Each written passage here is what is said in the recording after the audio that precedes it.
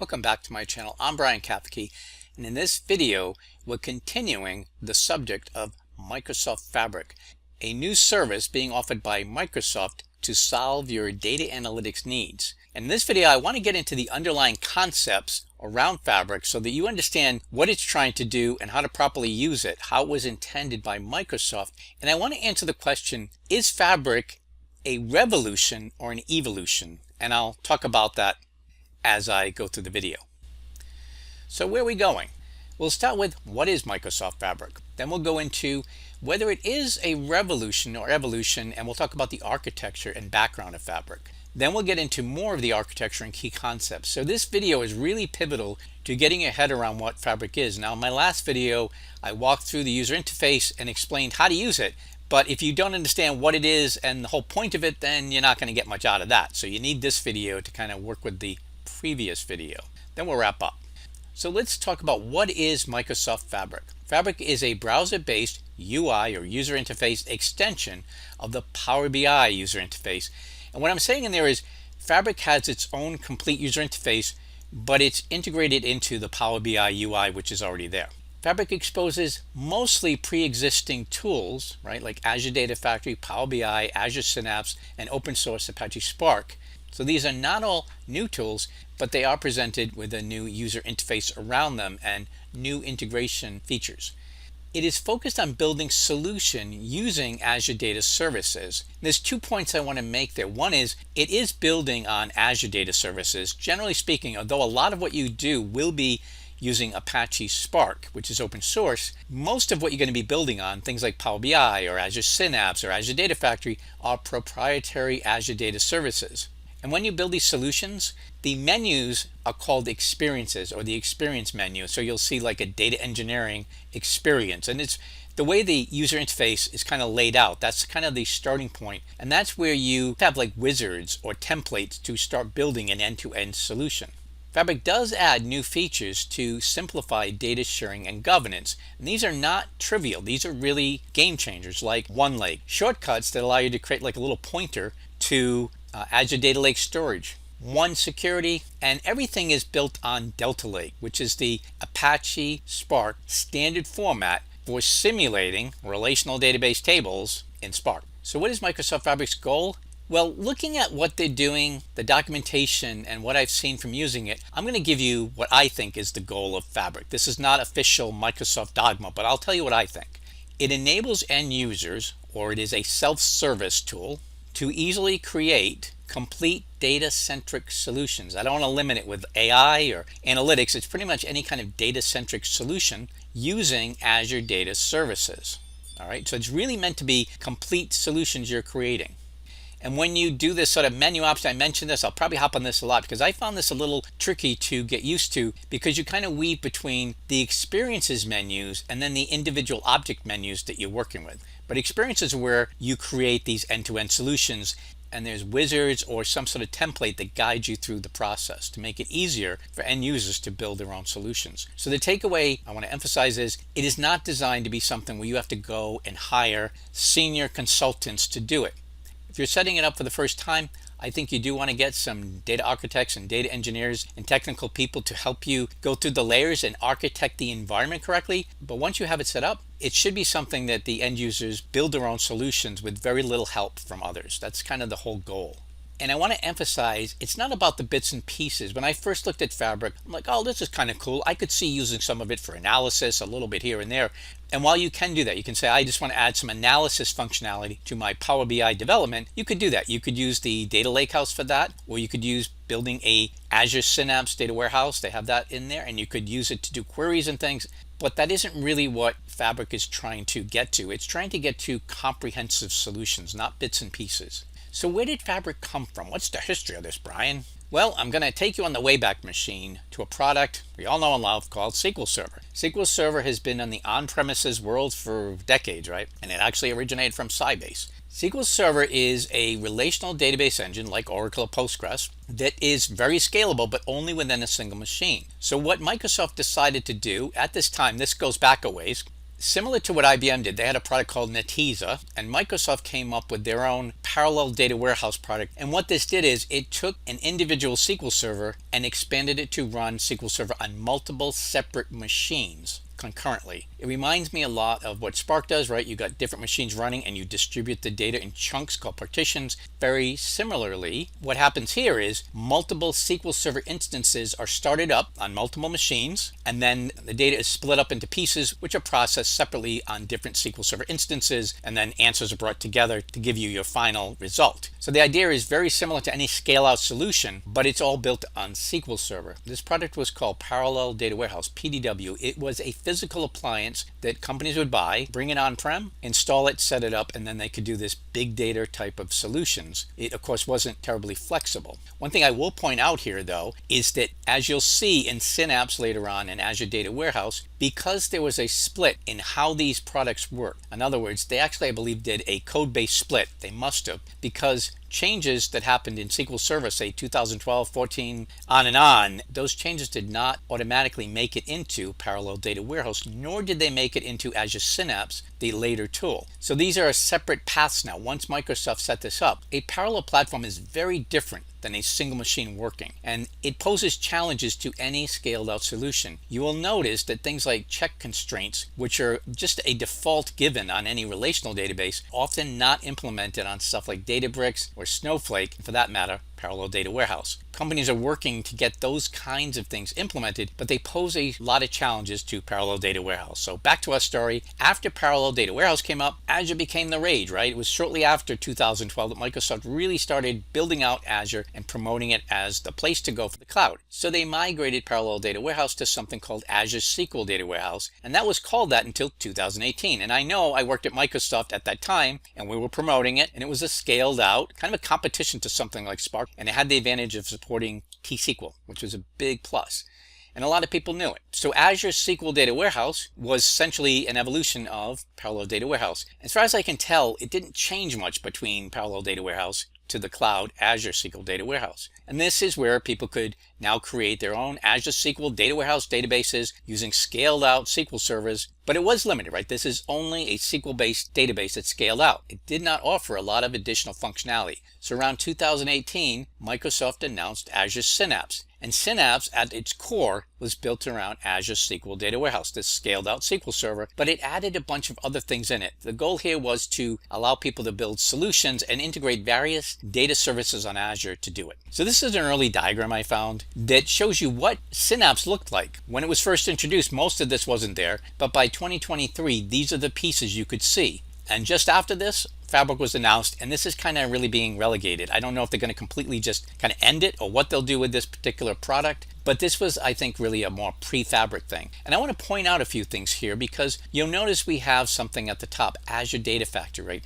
That's an existing tool, but the Synapse interface supported working with ADF pipelines. It also had something called ADF mapping data flows. Step one layer down, the storage bar here, and you see relational DB, right? DW. That is Azure Synapse, the scaled out SQL server. Next to that, you see ADLS Gen 2, right? So Gen 2 is a scaled out storage layer. And then you'll see Spark tables. And if you go below Spark tables, right, you'll see SQL on-demand pools. So you're already able to do Spark things. You could do Spark pools basically. And you see right next to Apache Spark pools. So you're able to do scaled out work with open source Apache Spark interoperating with SQL Server scaled out. And then you see some other things, Azure Synapse Studio, monitoring, management, security. And then at the very bottom, this was all designed to work really well with Power BI, which even back when this was created was an important product to Microsoft. It was already exploding in its popularity. What I'm trying to point out here is that this was the foundation of Fabric, and it had a lot of the same goals as Fabric does. Allow self-service construction of solutions by non-technical people. That was really the goal here. So Fabric came along and wants to take this way further. And this is just pointing out that the relational DB here is Azure Data Warehouse. So let's look at the Fabric architecture. On the left side, we have Apache Spark. And remember, this was also part of Azure Synapse. But Apache Spark now has center stage. It is the core of Fabric. You can build lakehouses with it. And in fact, the underlying storage is a standard, as we'll see, for Apache Spark. So we're using Apache Spark. This is open source Apache Spark. It supports Data Lake, which is any kind of format you can pretty much think of, as well as Data Lakehouse.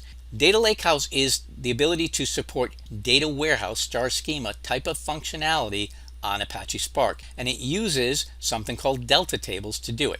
Up until this point, and this is a relatively new thing still, but before Delta came along, all you could really do was extract data and write out more files, but you couldn't insert, update, and delete to the data, and that was a real limitation. And you may remember just a few years ago, everybody was crying the end of the data warehouse, no more of that work.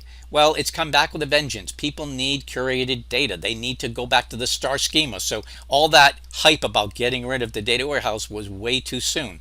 And Delta tables is the answer to do that. The idea of Data Lakehouse is in fact a construction in which you get lake, like data lake, but also data warehouse, hence Data Lakehouse. You also have all these tools, right? Python using PySpark, R, Scala, and Spark SQL. I do want to point out though, even though you can simulate relational database tables using Delta, they are not really truly relational database tables. They're using Parquet files underneath and a very interesting kind of like source code control, almost logging approach to the files underneath, so that it looks like you're able to do insert, updates, and deletes, but it's not exactly doing that. And I will put a link in the description for a riveting video I did understanding how Delta tables actually work. But that's at the core of Fabric, is you're going to build lakehouses using Apache Spark within Fabric. Now, how are you going to build them, Brian? How do I do this? Well, one of the main tools you can use to build your lakehouse and curate your data and extract, transform, whatever you need to do, build machine learning models, is notebooks. Now, these are not really standard Jupyter notebooks. People may make that mistake. There's some differences. Namely, you get visualization right within it. You can create plots and everything without writing code to do it. So it has some functionality that is in addition to what you might see in Jupyter. In HD Insight, I believe they call them Livy notebooks, and you could see references in HD Insight. I did some videos that involve some of those, but they look a lot like Zeppelin notebooks. I don't know if Zeppelin and Livy notebooks are really the same. Not really sure exactly, but they're pretty powerful notebooks. That's the one takeaway. So if you've used Databricks notebooks, you're going to feel at home using the Fabric notebooks provided for Spark. You also have something called Spark Jobs to run different types of tasks. I'm going to come back to this point, but Spark Jobs, the way Fabric defines them, is think of it more like SQL agent jobs or tasks you want to execute. So I'll equate it to like cron jobs, or I've used the Windows task scheduler, but think in those terms, except it's related to Spark. You want to run maybe a Python script or some SQL code. You can do that using the Spark jobs that are available in Fabric. Those are not part of open source Spark. Those are something that is additional given to you as part of Fabric. Can support reading and writing of many formats. Well, that's just what Spark does, right? Spark can pretty much read and write anything you can think about, and so that's supported here. And when you're doing AI, Spark has something called Spark ML, which is lots of different machine learning models that you can use right out of the bat with Spark. It also supports many other open source frameworks that you can bring in and leverage to build your machine learning models. But it also comes with the ability to use custom Microsoft ML models for AI.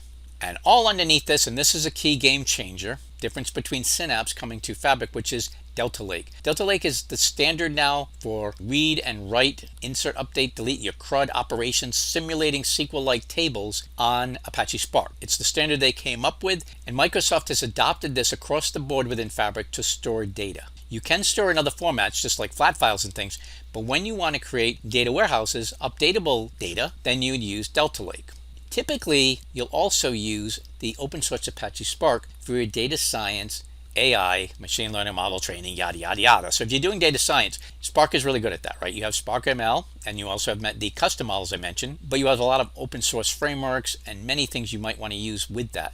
My guess is most people will stick with Spark when they're doing their machine learning model training, and the notebooks support that, and it works with a ML ops engine called ML Flow. So you get a lot of really cool features here, and it will work with Azure ML as well. So something you wouldn't see in the open source world typically is Power BI and its tabular model. In Fabric, the tabular model is called the semantic model, but just kind of in your mind, replace that with the tabular model. You have to have a tabular model to do any kind of querying and analysis in Power BI. In other words, when it reads data, it has to load it into, one way or another, the semantic model. Within Fabric, you automatically get a semantic model to read your data lakehouse. An interesting thing that you also get is a view built on Azure SQL Data Warehouse, right? Azure Synapse. T-SQL is the engine underneath it. So it is a scaled out SQL Server engine that allows you to query your open source Delta Lake, so the Delta Lake you created with Apache Spark, you can use the SQL Analytics endpoint to do queries against it. And I put read only because you can't update and insert and do things against the tables when you're using the SQL Analytics endpoint. It is using T-SQL. So the one thing I want to make sure you don't get tricked like I did is when you see in Fabric the SQL Analytics endpoint, this is not the same as the SQL endpoint in Databricks. In Databricks, a SQL endpoint is just Spark SQL, a Spark SQL distributed cluster for you to work with. This is not that. This is actually under the covers, apparently somewhere creating a scaled out SQL Server environment. So multiple nodes to work on it and allowing you to do queries through it. And it's automatically there. I haven't seen any delays using it, so it just seems to automatically be available. The biggest difference between this and say Spark SQL is you're not using Spark SQL syntax, you're using T-SQL. Something you can use if you want to, but you don't have to. Underneath the Fabric architecture, and I emphasize this a lot, is you're trying to build end-to-end solutions, which are called task flows. So that's where you'd create your kind of ingest data, clean it up, do maybe your medallion architecture, right? Bronze, silver, gold. Your gold would be the final curated part that Power BI might use, and you might even use it for other things like model training. So we have all this here, and so far all we've really looked at is primarily Apache Spark with some extra Microsoft specific things thrown in, especially the semantic model and the SQL Analytics endpoint. However, you also have something that Fabric talks quite a bit about, and it can be a little confusing, it was for me, is the Azure Synapse Warehouse. This is the scaled out SQL Server engine I talked about earlier. It supports T-SQL. It really is like a SQL Server database, except it's split somewhere in the code base, I believe. But you do have functions and stored procedures which are stored in the database. Now I want to be very careful here because Lakehouse is in fact a warehouse. And I get a little confused here because they're saying you built a lakehouse and you can create a warehouse. When Fabric says a warehouse, they specifically are referring to Azure Synapse Warehouse, not Delta Lake, which is also a warehouse, right? You can build a star schema using Delta tables and you have a warehouse. That's why they call it a lakehouse. But when Fabric talks about this, what they really mean is you're building an Azure Synapse Warehouse. Can I still do it the other way using just Delta tables? Yeah, you can. I don't think there's any reason you couldn't. But be aware when you're reading the documentation, the menu, and it says, work with a warehouse, they're really talking about an Azure Synapse Warehouse. Now, the important thing to understand here is you already have a SQL Analytics endpoint on the left, right? You didn't even have to create a Synapse Warehouse. The difference when you create, and this has to be explicitly done, you don't automatically get one, you have to explicitly create an Azure Synapse Warehouse if you want one, and the point of that is that you can update the data through the warehouse. So you can use T-SQL and functions and store procedures to update the data in your Delta tables. If it's not an Azure Synapse Warehouse, then you can't update data there. So let me talk a little bit more about that. So the Azure Synapse Warehouse supports SQL Server Management Studio, which is an awesome tool to interface with databases. It also supports Azure Data Studio. Synapse Warehouse is primarily used for your gold layer. At least what I've read in the documentation, what Microsoft seems to be recommending is do all your grinding away, extract, summarize, clean up, get your data curated. And when you're ready to push out your final, clean, curated data to be used in reports, in other words, the gold layer, then you would write it out to the Azure Synapse Warehouse. So I do want to be a little careful here too. Since you are doing your crunching, right? You're doing your CRUD operations, create, update, delete. You're extracting and building bronze, silver, gold. The bronze and silver are actually doing updates and things using Delta tables, and you are essentially getting a pre-warehouse, but the Fabric documentation's considering the warehouse to be your gold layer. So let me talk a little bit about Fabric concepts. First one I want to talk about is the Fabric workspace. This is one of the first things you will need to create just to get started. So you can see here from my own example what I did in my last video. I created a lakehouse. So a workspace is like a folder or a container that will hold things that you're creating as part of your solution. It sets the boundaries for contained objects. And you can use this container as a way to secure access, right? You can say these people have access to this workspace, these people don't. So it is a boundary for security. And you can group objects such as those used for a specific solution. In fact, generally, I would say your best bet is when you have a new solution, in other words, a complete solution end to end, you're going to ingest data, extract and create things and clean up the data and finally curate it to say your gold, maybe create some ML models off of it, do some reporting. That end to end will be its own solution in most cases, and I would say it should be in its own workspace. It's a lot easier to manage it. You'll know what belongs to your solution. So that's a good way to kind of think of a workspace. But if you're also just maybe not quite so formal, you want to be able to share a lot of queries and reports and things you're doing with a team, you might create a workspace for that purpose as well and just call it like, sales analysis or something, and then share that with other people. As I said, this is typically the first thing you're going to create when you're creating a Fabric solution. So I mentioned Fabric experiences, and if you look on the left-hand side under the word Synapse, you see data engineering, data science, and data warehouse, and I added these gold squares next to it to sort of translate what that is. Data engineering is Apache Spark. That's when you're working with Apache Spark. Data science is building your AI solutions into a model training, and data warehouse is specifically Azure Synapse. It does not mean Lakehouse, it is Synapse. Experiences are meant to be kind of like jump starts, think of like wizards and templates to get you going building end-to-end solutions. A couple of things I want to point out here is new things that you have is Data Activator and Real-Time Intelligence. Real-Time Intelligence is really Event Hub under the covers, but Data Activator is a new feature which I think is pretty cool. It allows you to filter the streaming data coming in and then take actions on what you find. So you might be, streaming different types of activity, and suddenly you see something that's a critical thing that happened in the business, like maybe you're streaming police data and everything's coming in, but suddenly something comes in that's a critical emergency crisis that requires immediate attention. In one client I worked with, I thought a great opportunity for this was recalls. When products get recalled, many times maybe not that critical. There's something, a string comes loose and people don't like it, or there's a product recall. But if it's product safety, imagine a toy which has a choking hazard, then you want to recall that immediately. You could use the Data Activator to trap that and immediately say notify somebody, text them, whatever it is, immediately process that activity. So Data Activators are really interesting, and I'll be interested to see where it goes and how people use it. Industry Solutions is an interesting thing. It's a jumpstart to business-specific end-to-end solutions. What do I mean by that? Well, I mean, two that they have ready right now is sustainability and retail, but I think down the road it might be like retail banking applications, maybe, utility companies like gas conservation analysis type solutions, healthcare outcomes.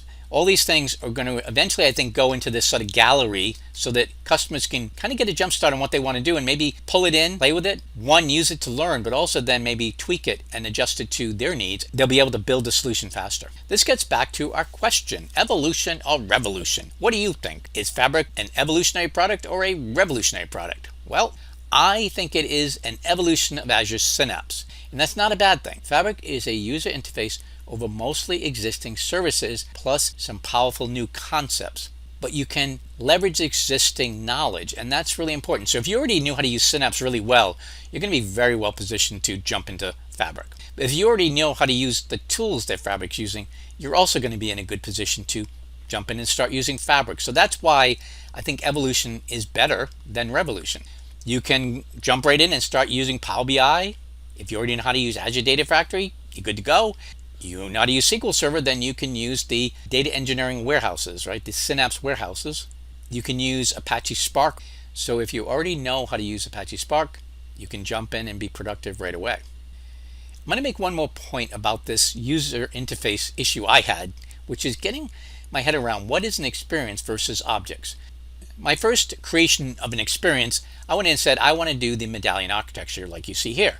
And you can see it created this sort of template with all these little boxes, and I could now go in and plug in code or objects to execute to do those steps. So in this case, it didn't build it all for me, but it gave me a mapping. Like you can see the bronze data, right? In that second square, I would plug in some sort of code. It could be like a Spark notebook to bring the data in and create the bronze layer. Notice on the left side, there's a lot of different possible services it may use to support this architecture for this end-to-end solution. So the experience is meant to, as you can see here, create an end-to-end solution. It's going all the way from the ingestion of the data, bronze, processing, silver, further transform, golden data, right? That might be Azure Synapse Data Warehouse, and then visualizing the data and serving ML models if you created them. And you can use many different services on the left. Now bear in mind, you will be paying for those services, but they will fall under Fabric capacities. And I plan to talk about Fabric capacities in a future video, but the idea behind Fabric is instead of worrying about every little individual charge that you might get when you're in Azure, the Fabric umbrella will absorb it. You say like t-shirt sizing, what level of capacity you want, and whatever you're doing should fall within that capacity. It will just be contained in there. If you find you're starting to exceed what it can support, you may have to upgrade your capacity, but it's like t-shirt sizing as I mentioned. So you can see we have the services, and then we have these different objects, right? So the experiences is this end-to-end solution, and you're building it. But you've got to work with individual objects to do that. I need to create, for instance, a pipeline perhaps, or maybe I'm going to create a notebook and plug it into my bronze task there. So when I'm creating these various objects, as you can see here, a subset of some of them, whether it's a data pipeline, an ML model, event stream, those are different tasks within the overall experience or solution. And the main takeaway here is that when you open them, the entire user interface will shift and be custom to that particular object. So if you go from an experience and then open a notebook, you'll notice the entire user interface changes, and now you're just working with a notebook. It can be a little tricky to figure out where you got. This is where I get a little confused, like, okay, why did it change and where am I? Because it's not always clear that I'm in a warehouse, or I'm in a data lake, or I'm in a lake house. So I found it a little tricky, but on the left side, and I pointed this out last time when I did the video, and I'll leave a link in the description for that, but it was a prior video to this one. And in that one, when you do different things, you'll see a little box get created on the left, like a little taskbar, and you can click on that to get back to where you were, different objects and placeholders. Okay, it's going to be a little bit of a walk here, but Fabric did something in its documentation and the concepts which makes it a bit challenging to get your head around, because in many cases they took existing pretty well-known terms and then used it a different way. So that causes a little confusion. They didn't say let's create a whole new word. And the first one I want to get to is lakehouse. Lakehouse is pretty well understood. I'm going to jump to the right here, standard meaning. Lakehouse is typically delta tables, usually defined to relate to each other in a star schema, and a data warehouse on Spark is called a lakehouse, because you also of course can store many other types of files, data lake, but it's also a warehouse, so a lakehouse. But when you're speaking of this in Fabric, it adds a few other things. So under the middle column, Fabric meaning, a set of related objects, which includes a data lake, yes, but also delta tables, a Power BI tabular model, semantic model, and an Azure Synapse database view of the delta tables. So those last two things are specific to Microsoft and Azure and would not normally be considered part of a standard open source lakehouse. Data warehouse. As I mentioned before, when you say data warehouse, it's not really specific to a platform, but when you're speaking about it on a lakehouse, it's implied. So a lakehouse, you can see standard meaning on the right, is basically a Spark data warehouse. It allows insert, update, delete.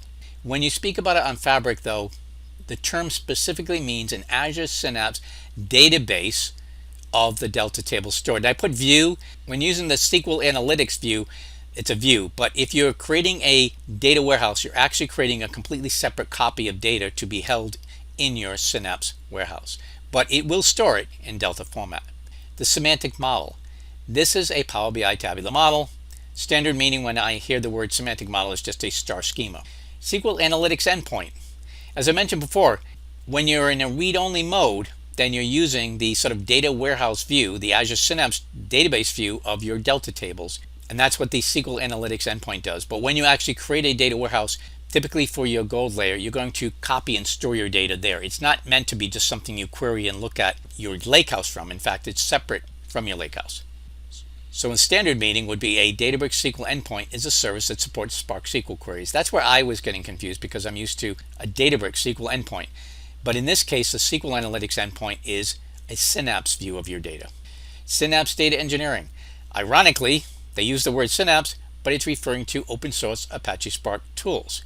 So on the right hand side, the standard meaning, when you say Synapse data engineering, what I would expect you to mean is this is like Synapse specific stuff. It's not open source Spark.